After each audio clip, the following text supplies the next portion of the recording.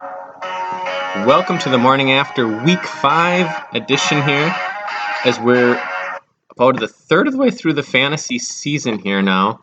We'll get right away to the action that was in the CFFL this week. There's a lot of scoring this week. A lot of quarterbacks really went off. First of all, we'll look at the highest scoring game of the week. Mike Smallers take down the Price is Right, 109 83.5. The Maulers bounced back from a ton of injuries, including Gus Edwards, Michael Gallup. We had who else? David Montgomery. There was another. I think there was a receiver or two that he had as well. A.J. Brown came back this week, but he really didn't play well. But led by a huge week from Marquise Brown, Alvin Kamara, and Tom Brady, to put up 109. Team Price is Right fall to 1-4, behind a strong effort from Lamar Jackson, 31.5 to fall. Now 1-4, you'd think Price is Right season's over as defending champ. But remember, this year the 6th seed will go to the team that's not in the top 5 seeds, but has the most points. Currently, that would be Team Price is Right. They're a little bit ahead of Bites' Badgers for that 6th spot. It's very, very early. I think it's like 15 points ahead, so it's a long ways to go, but just remember that. The Gargoyles take down the Minotaurs 88.5 to 86 in the closest game of the week. Won on Monday night due to Tavius Murray not showing up. Minotaurs had a big day from Mike Williams at 21. Not a whole heck of a lot. Well, a few other players did well. Obviously, Nick Chubb, Baker Mayfield.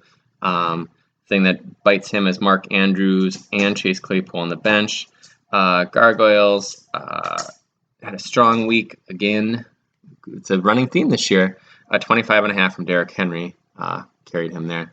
The Colts fall to the Bruisers, 59 to 72. Dak Prescott had 19 for the Colts, who are starting to get decimated by injuries as well. Saquon Barkley injured in this game. Not so much injuries, I guess. Tyler Lockett in an injury with Russell Wilson. Allen Robinson just being completely MIA this year. Bruisers, though, they came through. Ezekiel Elliott, 18.5. DeAndre Swift, 11.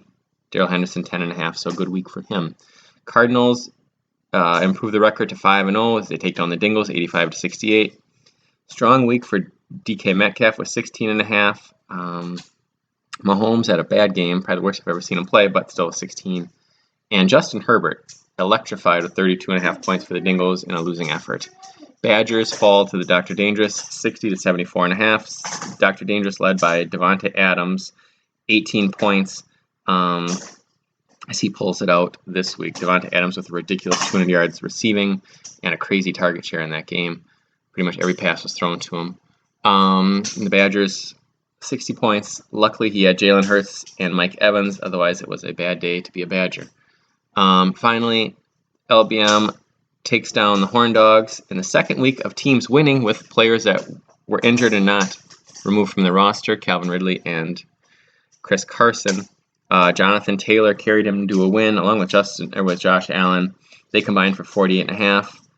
Horned Dogs, Austin Eckler's 23.5 were not enough thanks to Russell Wilson's injury throughout the game and a questionable call in the Colts game where he didn't get a touchdown. It looked like a lateral, but they said no. So that was the week there. We'll get into the player of the week and wrap this show up very soon. So the player of the week, there could have been a lot of choices this week. There was a lot of really big performances. However, Justin Herbert, 398 yards passing, 4 touchdowns, 29 yards rushing, 1 rushing touchdown, 32.5. Lamar Jackson went off. Tom Brady went off. So yeah, quite a week for the quarterbacks of the NFL there. Next up, injuries. Just tons of them this week. As I was watching the games, I said sometimes I don't know if the NFL will be able to go on. Just injury after injury after injury this week. Some games, there was just guys constantly limping off. This list, entire giant skill positions. George Kittle went on IR this week. Russell Wilson now out a couple weeks. Clyde Edwards-Helaire, Damian Harris. Not counting skill players, but Levante David got hurt this week. The Bucs' entire secondary has been hurt over the last couple weeks. Jair Alexander, Zadarius Smith. Just crazy how many injuries there have been this year. Quarterbacks have pretty much remained unscathed, probably because they can't hit quarterbacks. which I understand protecting him, but sometimes it gets a little ridiculous. So that's that there. Finally, in a segment that's returning this week due to the magnitude of the game, the two highest scoring teams in the league meet this week, Gargoyles and the Cardinals. 5-0 Cardinals, 4-1 Gargoyles. Second longest winning stream in league history. I'm going to have to fire my editor on that one. It's on the line. I have 12. The record is held by Team LBM with 14 over the course of 2 years. Mine is at 12, so if I win this one, sets me up to maybe do it, breaking it. It'll be a tough week, though. Derrick Henry's not on bye, so we'll see. But it should be a good week. Hey, Evie, do you want to come in? Come here for a second. I'll need your help. So here's. You're okay. Okay, you're okay. You're a tough girl. I know you just slipped. Come here. You want to see yourself on TV? Come here. Come sit over by Dad for a second. Sorry, you got a bumpy. So there we are.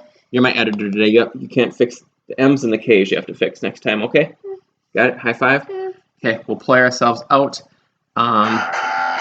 So thank you for tuning in. Good luck to everyone except the Gargoyles this week, and I'll probably be back in 2 weeks to do our Going Deep segment. So thanks for tuning in.